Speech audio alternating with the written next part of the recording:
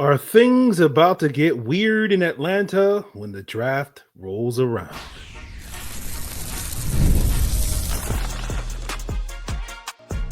You are Locked On Falcons, your daily Atlanta Falcons podcast.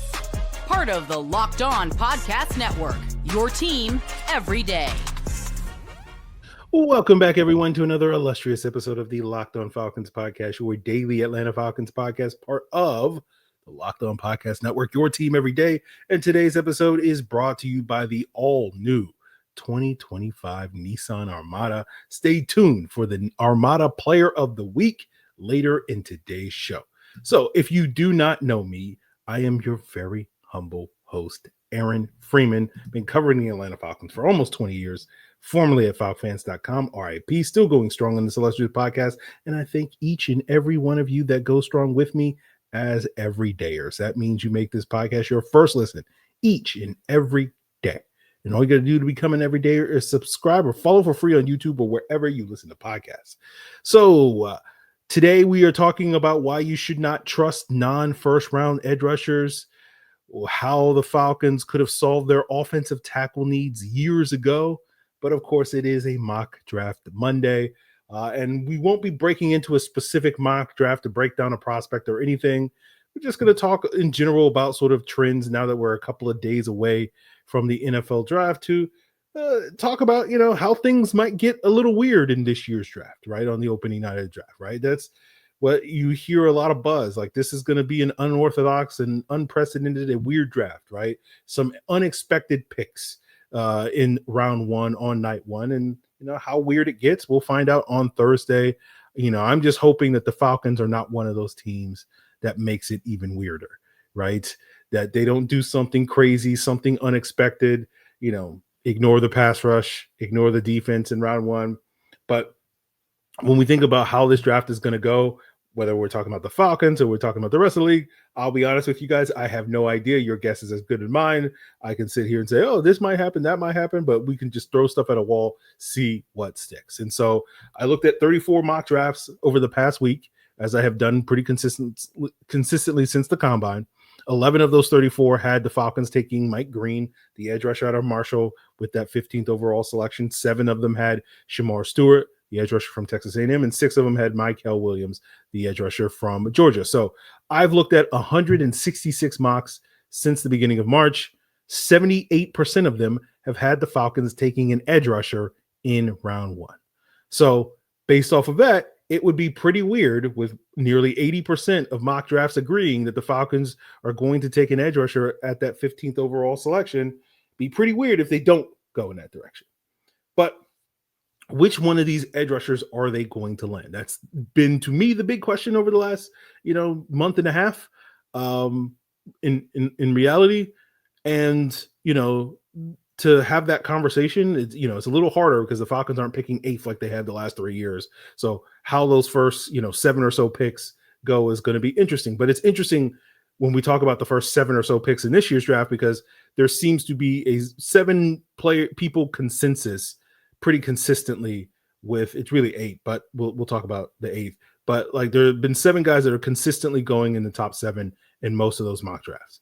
It's in no particular order: Cam Ward, the quarterback from Miami; Travis Hunter, the corner/wide receiver from Colorado; Abdul Carter, the edge from Penn State; Will Campbell, the offensive lineman from LSU; Armand Mimbu, the offensive lineman from Missouri; Ashton Jeanty, the running back from Boise State; and Mason Graham, the defensive tackle from Michigan. These guys are the top 7 on the consensus board, and they consistently go in those top 7 picks on most mock drafts. Right now, do I feel like all these guys are locks to go that high in the top 7? Not really. Now, 3 of them I do feel like are locks to go probably somewhere in the top 7, right? That basically Ward, Hunter, and Carter. Like, if you ran up to me, out of breath, claiming to be from the future and saying Cam Ward, Travis Hunter, or Abdul Carter fall out the top 7, I'd be like, you're probably a crazy person. Get away from me. But for any of these other guys, whether it's Campbell, Mimbu, Jeanty, Graham, while I wouldn't bet on those guys falling out of the top 7, I wouldn't call you a crazy person if you told me that they do, or one or more of those guys do. No, all of them falling, we'll see. But I could definitely see that happen. I wouldn't bet on it. And to me, the question is, okay, if one of those guys falls or more of those guys fall, who's sort of jumping into that top 7? Is that one of the tight ends like Tyler Warren or Colston Loveland? Is that Will Johnson, the corner from Michigan? Is that Teteroa McMillan, the wide receiver from Arizona State, or somebody else, right? Again, all of those are possibilities, but at this point, I wouldn't bet on it. And then what's interesting is when you get to pick 8, there has been a general consensus on what pick 8 is going to be held by the Carolina Panthers, where they're going to take Jalen Walker out of Georgia, the edge rusher / linebacker out of Georgia. That of the 166 mocks I've collected, over 40% of them have Jalen Walker going to Carolina at pick 8. And how often do we, basically the question I ask is, it's pretty rare that we have that level of confidence for the 8th overall selection in the draft. Usually something happens or some team zigs when we expect them to zag. I know the Falcons have held the 8th overall pick the last couple of years, but even then, like, it wasn't like it was a short thing that they were going to land Drake London, Bijan Robinson, and Michael Penix with those picks, especially Michael Penix. And what's interesting is prior to that, the last time another team had the 8th overall pick was the Carolina Panthers back in 2021. That wasn't the Atlanta Falcons. And the expectation based off of most mock drafts at that point in time was Rashawn Slater was going to be the pick. I think like 35% of mock drafts had him as the pick back then, and they wound up taking J.C. Horn. So, to me, the interesting question is less about, okay, those top 7 picks, but, again, there could be wrinkles in those top 7, but it's like, what is Carolina going to do, right? Is Carolina locked in on Jalen Walker like everybody assumes they are? Or, what happens if they aren't as locked in on Jalen Walker as everybody assumes they are, similar to last time when people thought they were locked in on Rashawn Slater? Just like, previous times when people thought the Falcons were locked on someone else and they went off the script, right? And what's interesting is that Jalen Walker doesn't go 8, where the most popular spot where he gets mocked to, 15 for the Atlanta Falcons.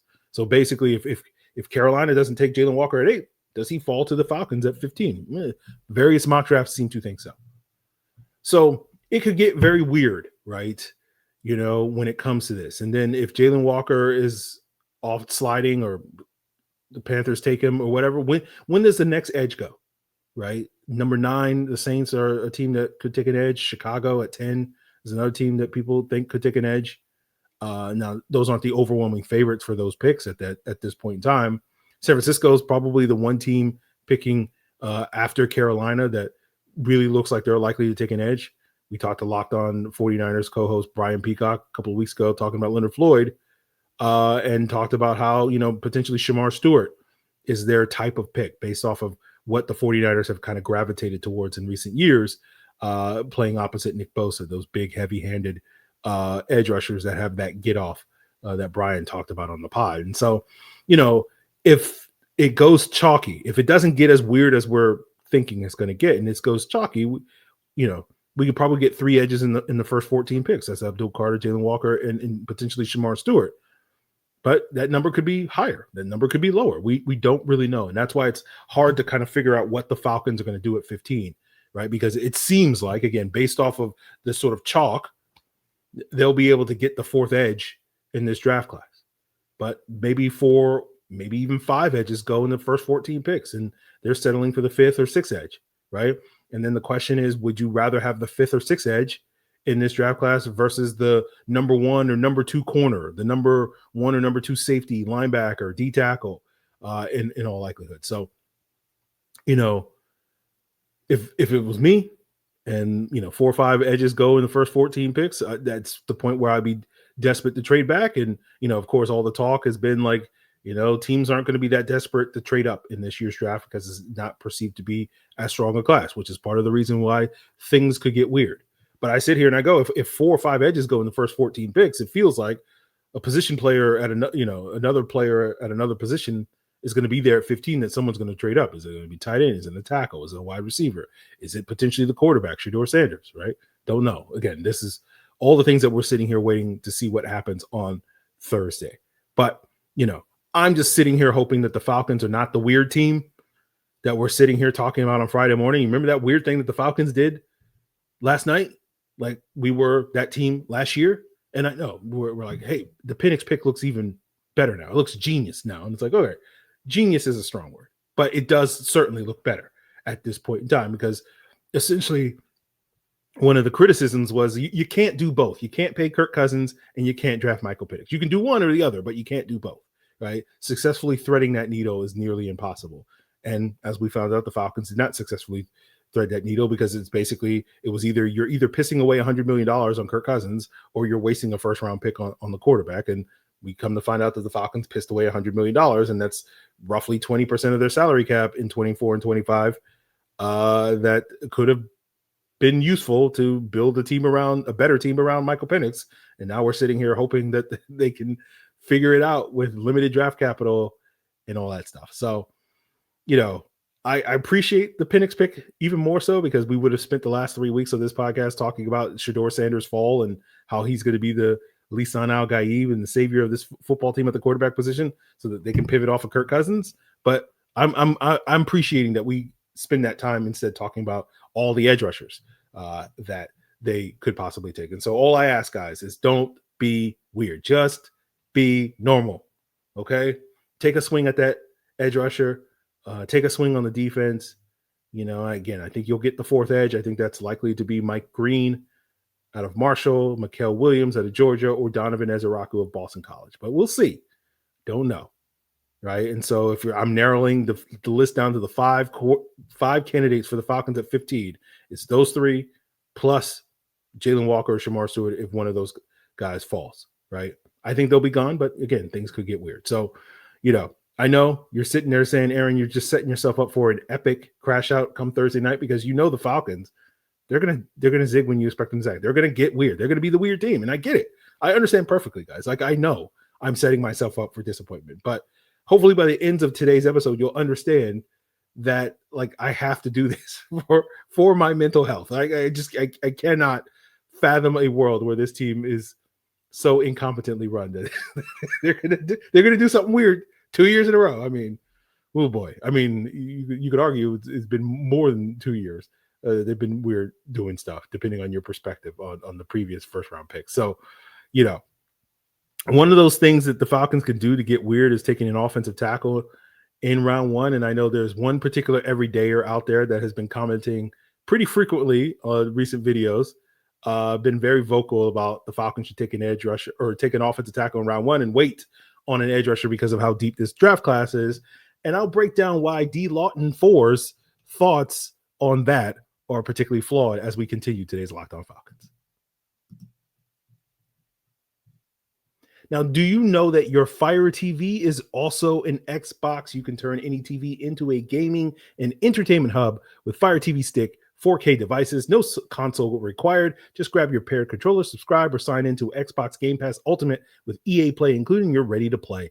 Dive into hundreds of premium titles from EA Sports College Football 25 to Call of Duty Black Ops 6 as easily as you stream your favorite shows. It's gaming made simple, and it's all on your Fire TV. Don't forget the endless 4K streaming, where you can watch more than 1.5 million movies and TV episodes from your favorite subscribed services like Netflix, Prime Video, Disney Plus, Max, and more. So whether you're a hardcore casual gamer or you have no interest in video games, Fire TV has got you covered. Head on over to Amazon.com/Fire TV Locked On to get started. Xbox Game Pass Ultimate subscription and compatible controller required. Available on select devices, including Fire TV Stick 4K second gen, Fire TV Stick 4K Max first and second gen, and Fire TV Cube third gen. So on our most recent video, D. Lawton 4 left a comment saying, draft an O-line at 15, protect Penix Jr., you bozos. Edge class is deep in the draft. And D has been leaving similar comments for several days and weeks now in the pod. So D, let's talk about it. All right. Can we talk, D? All right. So I want to explain this whole, this notion of you can wait on an edge because it's a deep edge class. That doesn't mean that you're going to get a difference-making edge later in the draft. It means you can get a contributor later in the draft, right? It's not the idea that, the edge that you can wait on in round 3 is going to be just as good as the edge you're going to get in round 1, right? And so we can use a recent draft class that was a very deep draft class, 2017. Right? That was the draft class with Tack McKinley and TJ Watt and Myles Garrett, among so many others, Trey Hendrickson, right? And that edge class had about 21 guys, if my math is correct, depending on how you count certain guys that were edge rushers taken in the first 4 rounds, which is tied for the most with the 21 and 23 draft classes with the most number of edge rushers taken in the first 4 rounds. So those are the deepest draft classes from an edge standpoint in terms of loaded in the top 4 rounds since like 2011, right? And of course, 2017, we got Hall of Famers or future Hall of Famers like TJ Watt, Myles Garrett in that draft class. Trey Hendrickson was a 3rd round pick. You have Hassan Reddick, who's 4th among sacks in that group, also a 1st round pick. Samson Ebukam, Carl Lawson were 4th round picks in that draft. Those guys have outproduced in their NFL careers 1st round picks like Derek Barnett and Tack McKinley and Charles Harris and Solomon Thomas and Taco Charlton when you look at sack production, right? And so let's use 30 sacks as our benchmark for everybody above that level over the last 8 years from that 2017 draft class was a successful pick, because guys like Ebukam and Lawson have 32 career sacks, and I think most people will say those are good picks. Below that level of 30 sacks, you get Derek Barnett, who has 29 sacks, 1st round pick. He's probably the guy where you're like, not really a successful pick. So we're talking about just an average of 3.75 sacks per season over the last 8 years, right? So there were 3 edge rushers in that 1st round that produced 30 or more sacks. None in the 2nd round, 1 in the 3rd round, that was Trey Hendrickson, and then 2 in the 4th round with Lawson and Ebukam, right? And so if we look at 15 sacks in 2021, right, as our benchmark, right, that's about 3.75 over 4 years. And then 7.5 sacks from 2023 draft class. Again, these were the deep classes. That's 3.75 over 2 years, right? What is the hit rate on edge rushers taken in each round that have hit these benchmarks, right? In round 1, averaging 3.75 sacks per season from these 3 draft classes, these super deep draft classes. In round 1, that was 57%. So almost 60% of 1st round picks outproduced Derek Barnett, basically. 40% of 2nd round picks, 19% of 3rd round picks, and 19% of 4th round picks. So basically what this is telling me, or telling you, or I'm telling you, is that deep edge classes, you can find contributors later in the draft, but you're not getting difference makers later in the draft, right? Your average 1st round pick since 2010 averages about 6.2 sacks per 16 games played across his NFL career. So if we ratchet up from 3.75 sacks per year to 6 sacks per year, our hit rates in each round in these 3 draft classes would be: round 1 would be 35%, round 2 would be 10%, round 3 would be 19%, and round 4 would be 0%. If we go to double-digit sacks per year, right, on average, we'd only have 3 players drafted in these 3 years that hit that. All of them were 1st round picks: TJ Watt, Myles Garrett, and Micah Parsons, right? And the closest non-1st round pick to get to that double-digit sack on average is Trey Hendrickson from 2017. He's averaged about 9.6 sacks per season. But let's remind people about Trey Hendrickson's NFL career path. He was not that productive in his first 3 years in the NFL. He had 6.5 sacks combined in the first 3 years in the NFL. Then he broke out with the double-digit sack season in year 4, and he hasn't looked back ever since. But basically what I'm trying to get the point across, D and others, that like when you bet on these later round, these non-1st round picks, sure, some of them hit, but the odds of that player hitting is much lower than a player taken in round 1. And the more likelihood, even if you do hit on a guy, it's probably going to take several years for that guy to hit. That is not instant impact in the NFL in all likelihoods. So again, if you want to get a real difference maker for your pass rush, you got to take a swing in round 1. And I think, frankly, like looking at some of the draft classes like 2016 and 2020 that had the fewest number of edge rushers taken in the first 4 rounds, those are the drafts where the 3rd rounders, the Alex Highsmiths and whatnot, are outperforming the 1st round picks in those drafts. That's what's interesting. So depth is valuable when it comes to the draft, but you got to take a swing in round 1. If you want to get a guy, you got to take the swing in round 1. You cannot wait till rounds 2 and 3 and 4 and think, oh, the depth of this class is going to solve our problem. So whoever you think that round 1 edge is, whoever's going to be that available, whoever you think, you got to take that, if it's a gamble, whatever, you got to take that swing. Stewart, Williams, Green, Ezeraku, Walker, Pierce Jr., whatever. take that swing in round one. Now, if you're not sold on that round one guy, that's where the depth of the draft class becomes more valuable, because you can then double dip later on and give you a second bite at the apple, so that in the event that you just drafted the next Takk McKinley or the next Derek Barnett, you get another shot that maybe you got the next Carl Lawson, you got the next Trey Hendrickson or whatever. That's where the value of having a deep edge class comes from, not, hey, this third round pick is going to outperform this first round pick. So I hope, D, when you say, oh, it's deep at this class, basically, if you don't take that swing in round one, you're basically punting on your pass rush, right? And so that gets us to the first part of your commentary about the offensive tackle. And basically, I feel like when it comes to the offensive tackle, the Falcons kind of blew their opportunity to draft an offensive tackle like 3 years ago. And I'll explain that as we continue today's Locked On Falcons.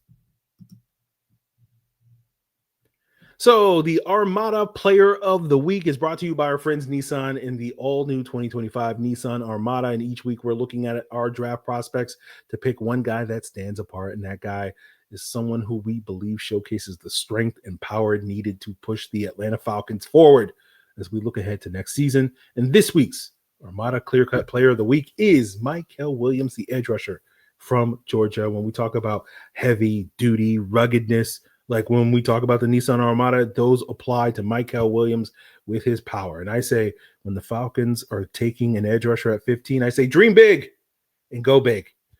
And when it comes to the Nissan Armada, they say, go forth and conquer. And that's exactly what I think Mykel Williams can do here in Atlanta. And it's clear that our player of the week is out here ready to conquer the road with confidence, just like you can in the all-new Nissan Armada and any of their outstanding vehicles. Take the Nissan Armada, Rogue, or Pathfinder and go find your next big adventure. Shop nissanusa.com. So D wants the Falcons to take an offensive tackle, and it's understandable, right? We have high hopes for this Falcons offense this year. And adding another toy, is intriguing to raise those hopes. Now, you heard Jarvis Davis on this podcast talk about, his expectation was it 26, 27 points per game or whatever that he expects this offense to be. I'm not that high on it with Jarvis, but a notch below. Let's say I'm expecting this team to score at least 24 points again, right? And you look at the last 4 years with the 17-game expansion, if you look at the teams that have averaged 24 or more points per game, those teams have made the playoffs 90% of the time. 36 out of 40 teams over the last 4 seasons have averaged 24 points per game, and they've made the playoffs. And now 98% of those teams, 39 out of 40 of those teams,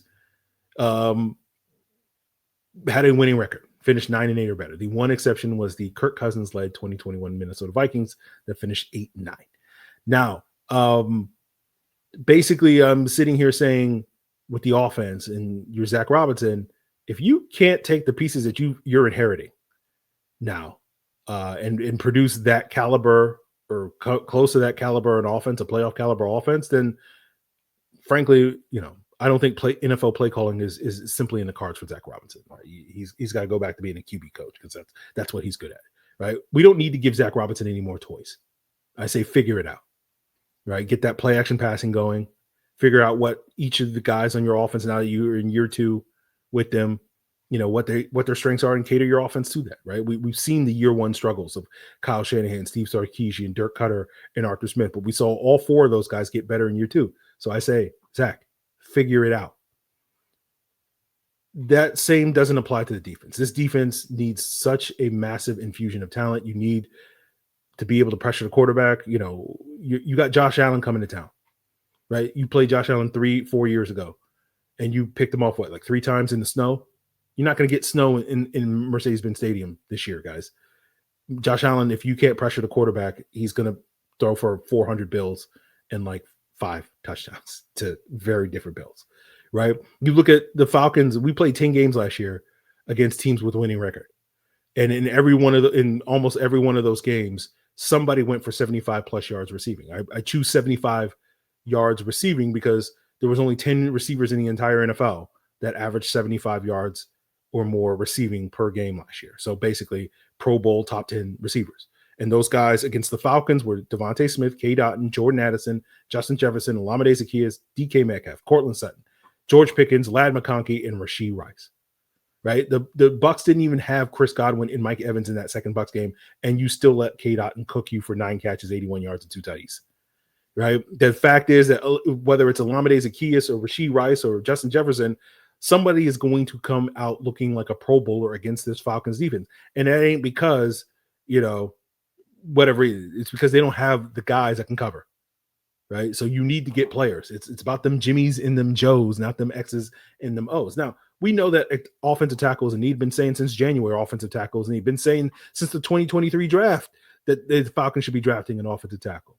The problem is offensive tackle is a 2026 need, and this regime cannot afford to be planning for a future that they're not guaranteed to be here. You need to maximize what limited time you have left on this earth. I'm sorry to put it in those words, to make it more serious, right? And the reality is the Falcons could have solved their offensive tackle needs years ago had they not traded up in round 2s of the last 3 drafts. In 2022, when they traded up in round 2 for Arnold Ebiketie, they gave up a 4th. In 23, they gave up a 4th to trade up in round 2 for Matthew Bergeron. In 24, they gave up a 3rd to trade up for Rucororo in round 2. You know who the next offensive tackle was off the board with each one of those picks that you gave up? In 22, that was Zach Tom, the current starting right tackle for the Green Bay Packers. 23, that was DeJuan Jones, who had a very productive rookie starting season for the Cleveland Browns, got injured last year. And 24, that was Matt Gonsalves, who was slated to be the starting right tackle for the Colts this year until they decided to bring back Braden Smith. And have those trade ups pay dividends in the ways that you did? Losing out on a potential starting offensive tackle work out for you because, hey, you landed Arnold Ebiketie, who's your best pass rusher on the team, but is Arnold Ebiketie a lock to be here in 2026 after his contract expires? Not really, because good pass rushers, earn 12, 13, $20 million a year. Do you feel like Arnold Ebiketie's earned that contract at this point? I wouldn't say so. Matthew Bergeron, right? He's solid guard. But you know what guards get on their second contract? Good guards get on their second contract, as we saw with like Aaron Banks and Robert Hunt the last couple of years, like 18, 19, $20 million. Is Matthew Bergeron played at an 18, 19, $20 million level? Maybe like an $8 or $9 million level. And then, of course, the jury is way out on Rucororo, and we'll see what he lives up to now, especially now that he has the added pressure of having to replace Grady Jarrett. So I sit here and I go, like, it's funny to me because it's like, you want the team, D, and others, you're not alone in this, but you want the team to use a 1st or 2nd round pick on an offensive tackle that they could have easily solved this problem 2-3 years ago with a 4th round pick. And if you want to understand why the Falcons continue to or are unable to escape their cycle of mediocrity, that's it in a nutshell, that they have to use 1st round picks on positions that they could have solved, problems that they could have solved with a 4th round pick. So this team needs immediate impact defenders. Now, I know you're sitting here saying, but Aaron, how realistic is it that you're going to really move the needle for this defense with some rookies? And it's like, it's not that realistic. I understand that, guys. Like, I'm not sitting here telling you that, oh, man, you just draft some defensive players and all of a sudden your defense is solved or saved, right? But you miss 100% of the shots or swings that you don't take. And we're looking for that 2016 haul with Keanu Neal and Deion Jones and Devondre Campbell and Brian Poole, all came in as contributors for that defense. They weren't the engine behind, that team success or that defensive success, if you want to call it that, but they were contributors on that team. Now, I understand, given this regime's history, instead of getting Keanu Neal, you're more likely to get Richie Grant. Instead of Deion Jones or Devondre Campbell, you're more likely to get Troy Anderson. Instead of Brian Poole, you're more likely to get Clark Phillips, D. Alford, or Darren Hall. So I understand the skepticism, guys. But again, you got to take a swing. You got to shoot your shot, right? And you got to make contact, or else what is it that they're here for? There's nothing else for them if they're not willing to take those swings, if they're not able to make contact, right? I remember back in 2016, back when the podcast was before we were Locked On Falcons and we were just the lowly Falcons fans podcast, doing our weekly and bi-weekly shows back in the day. And every guest we had on from like week 4 on was always coming on the podcast saying like, hey guys, I think the defense is starting to come together. And I used to hate it because like we had this historically great offense and all anybody wanted to talk about was like the 22nd ranked defense. But now in 2025, I'm like, I would love to have guests on this podcast coming on and saying, regardless of what the offense is, and talking about the 22nd ranked defense in Atlanta in 2025 and be like, hey guys, I think this defense is starting to come together. So if we're not having those conversations, over the next 8 months or whatever, if we're sitting here 9 months from now in the middle of January and we're not looking at this playoff caliber offense that's putting up 24, 27 points a game consistently, if we're not at least looking at this defense as like decent, good enough to win you games, and the arrows pointing up based off of the young talent that we've infused, this offseason on that position, we're just going to sit here and do that slow turn to Terry Fontenot and be like, what is it that you do here? Right? What is it that you do here?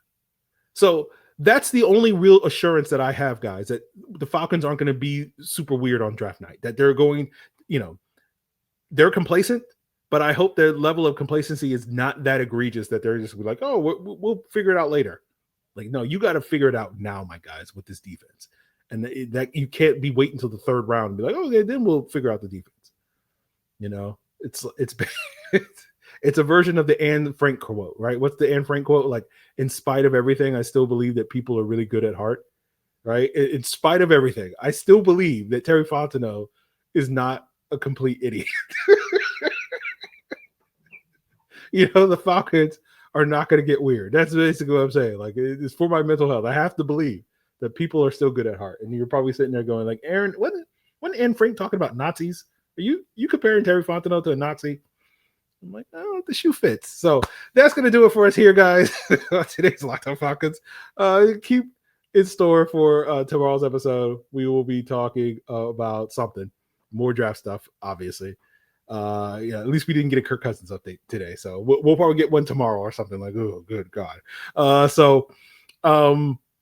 We continue to make Locked On Falcons your first listen. Check us out on YouTube or wherever you listen to podcasts. And of course, check out the Locked On NFL Draft podcast and make sure you check out the Locked On NFL Mock Draft airing on the Locked On NFL Draft podcast feed on YouTube or wherever you listen to podcasts. It's all part of Locked On Podcast Network, your team every day.